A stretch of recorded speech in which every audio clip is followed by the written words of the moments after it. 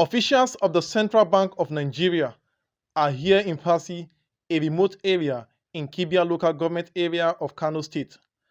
Access road to the community is very poor with no visible communication network.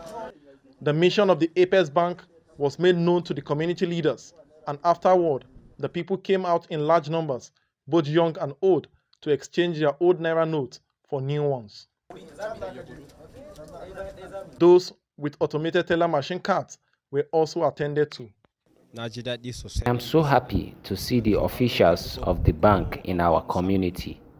All my old notes was changed to new ones. Though the policy is not convenient for us, but since it is a government policy, we have no choice than to obey. The team also visited Bunkure, Rano, and Tudunwada local government areas with the same mission.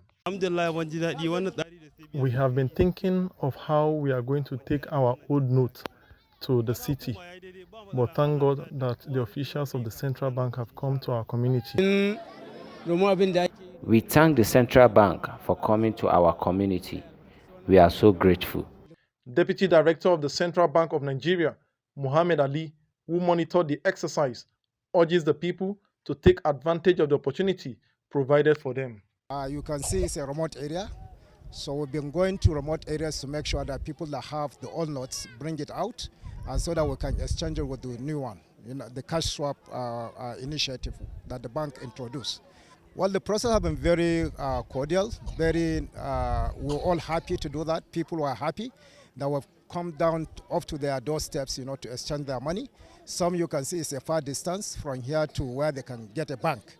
So they're happy that they are not going to lose their money at the end of the day. It's an opportunity that the government have provided, the central bank, so that they can now, since we're here, they can bring up their money and then so that we can exchange it for them.